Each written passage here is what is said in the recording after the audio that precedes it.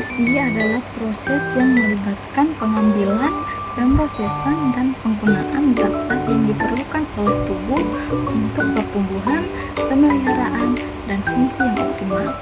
Nutrisi mencakup semua aspek yang berkaitan dengan makanan, termasuk komposisi, fungsi, dan dampaknya terhadap kesehatan. Nutrisi yang baik sangat penting untuk menjaga kesehatan, mencegah penyakit, dan juga mendukung pertumbuhan serta perkembangan yang sehat. Jenis-jenis nutrisi yang pertama ada makronutrien. Makronutrien adalah nutrisi yang dibutuhkan tubuh dalam jumlah besar untuk memberikan energi dan mendukung berbagai fungsi tubuh. Makronutrien terdiri dari 4 kategori utama. Yang pertama ada karbohidrat, di mana karbohidrat ini adalah sumber utama energi bagi tubuh. Mereka dipecah menjadi glukosa yang digunakan oleh sel-sel tubuh untuk menghasilkan energi. Karbohidrat dapat dibagi menjadi 2 jenis. Yang pertama karbohidrat sederhana dan karbohidrat kompleks. Contoh dari karbohidrat sederhana seperti yang pertama ada gula, madu, buah-buahan seperti pisang dan juga anggur. Contoh dari karbohidrat kompleks yaitu nasi, roti, pasta, kentang, dan sayuran bertepung. Kategori yang kedua ada protein, di mana protein ini terdiri dari asam amino yang diperlukan untuk pertumbuhan, perbaikan jaringan, dan produksi enzim serta hormon.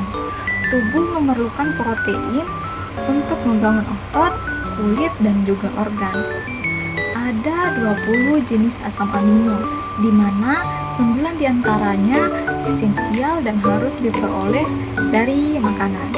Contohnya seperti daging sapi, ayam, ikan. Kemudian ada telur, produk susu seperti yogurt, keju, serta sumber nabati seperti kacang-kacangan yang meliputi kacang hitam dan juga lentil. Kemudian ada biji-bijian seperti quinoa dan juga chia.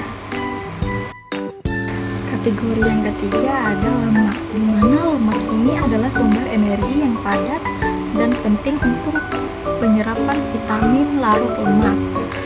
Lemak juga berperan dalam melindungi organ, menjaga suhu tubuh, dan membentuk membran sel. Lemak dapat dibagi menjadi lemak jenuh, lemak tak jenuh, dan juga lemak trans. Contoh dari lemak jenuh ini dapat ditemukan dalam daging merah, produksi susu penuh lemak, dan juga minyak kelapa. Contoh dari lemak tak jenuh itu dapat ditemukan dalam minyak zaitun, minyak canola, alpukat, dan ikan yang berlemak, misalnya salmon dan juga sarden. Selanjutnya adalah contoh lemak trans. Ini bisa kita temukan dalam makanan olahan dan margarin. Ini juga sebaiknya dihindari.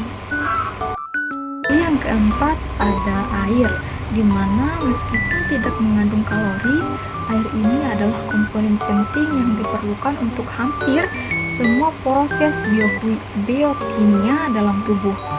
Air membantu mengatur suhu tubuh, melarutkan nutrisi, dan mengangkat zat-zat ke seluruh tubuh.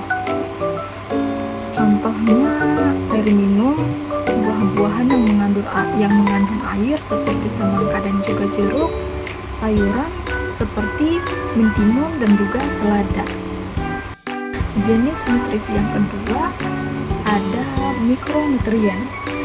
Nah, mikronutrien ini adalah nutrisi yang dibutuhkan dalam jumlah kecil tetapi sangat penting untuk kesehatan dan juga fungsi tubuh.